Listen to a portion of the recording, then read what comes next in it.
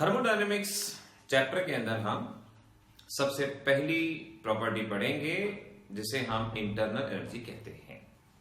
Internal energy को letter E as well as letter U के साथ रिप्रेजेंट किया जाता है और यह कहा जाता है it is the sum total of all the energies present in a body. किसी भी सब्सटेंस में जितनी भी तरह की एनर्जी है, energy due to motion, energy due to position, energy due to gravitation etcetera, जितनी भी तरह की एनर्जी है उसे इंटरनल एनर्जी कहा जाता है। जिसे मैं कह सकता हूं it is the sum of kinetic energy, potential energy, nuclear energy, gravitational energy etcetera. So sum total of all the energies present in a body is called as internal energy. ये बहुत सारी एनर्जी फर्दर और छोटी छोटी energy से मिलकर बनी होती हैं, जैसे kinetic energy, translational energy, vibrational energy, rotational energy वगैरह, इन सब से मिलकर बनी होती हैं। तो जितनी भी तरह की एनर्जी है सभी का सम इंटरनल एनर्जी कहलाया जाता है। अब ये एनर्जीज इतनी जल्दी जल्दी चेंज होती हैं कि इनकी एग्जैक्ट वैल्यू बता पाना मुश्किल है। तो हम काइनेटिक एनर्जी की भी एब्सोल्यूट वैल्यू आसानी से नहीं बता सकते, और जब हम काइनेटिक एनर्जी की एब्सोल्यूट वैल्यू नहीं बता सकते तो हम इंटरनल एनर्जी की एब्सोल्यूट वैल्यू भी नहीं बता सकते। तो एग्जाम का पहला क्वेश्चन कि इंटरनल एनर्जी की एब्सोल्यूट वैल्यू क्यों नहीं बताई जा सकती, तो जवाब है आपके पास because it is not possible to calculate exact value of contributing energies. इस तरह से आपका क्वेश्चन परफेक्ट रहेगा, बिल्कुल सही रहेगा।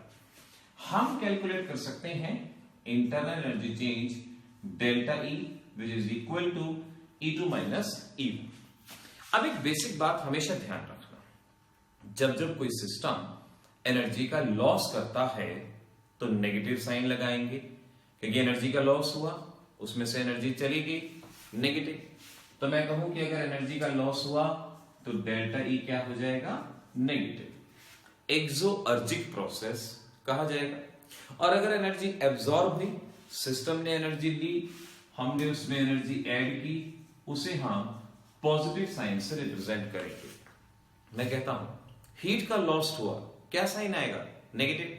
हीट का गेन हुआ, क्या साइन आएगा, positive. Work done by the system, system अगर कोई वर्क करता है, एनर्जी का लॉस करता है, एनर्जी का लॉस करेगा तो साइन क्या आएगा, negative. Work done on the system, energy दी जाती है तो साइन क्या आएगा, positive.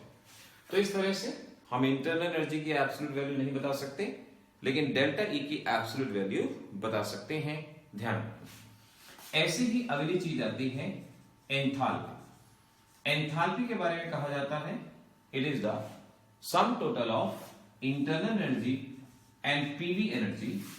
Enthalpy is the sum of internal energy and PV energy, और मैं इसको रिप्रेजेंट कर सकता हूं H is equal to E plus P. क्योंकि हम इंटरनल एनर्जी की एब्सोल्यूट वैल्यू नहीं बता सकते, इसीलिए हम एंथैल्पी की वैल्यू भी नहीं बता पाएंगे। एंथैल्पी का टॉपिक हमारे नेक्स्ट लेक्चर का टॉपिक है, तो इसीलिए एंथैल्पी क्या होती है वहीं पर आपको बताएंगे। अभी सिर्फ ध्यान रखिए, एंथैल्पी का मतलब एनर्जी का वो पार्ट जो हीट में कन्वर्ट होता है उसे एंथैल्पी कहते हैं। हम एंथैल्पी की एब्सोल्यूट वैल्यू नहीं बता सकते क्योंकि हम इंटरनल एनर्जी की एब्सोल्यूट वैल्यू नहीं बता सकते। अगली चीज यहां पर सीखेंगे आप first law of thermodynamics. First law, chemical thermodynamics में 4 लॉज हैं, zeroth law, first law, second law, third law. हम पहले बात करेंगे फर्स्ट लॉ ऑफ थर्मोडायनेमिक्स की। अगर अलग अलग बोर्ड सिलेबस में अलग अलग लॉज हैं, किसी में सिर्फ फर्स्ट लॉ है, किसी में फर्स्ट और सेकेंड है, तो अभी हम बात कर रहे हैं फर्स्ट लॉ ऑफ थर्मोडायनेमिक्स। एक बहुत ही बेसिक लॉ जो ये कहता है energy can neither be created nor be destroyed, can be changed from one form to another.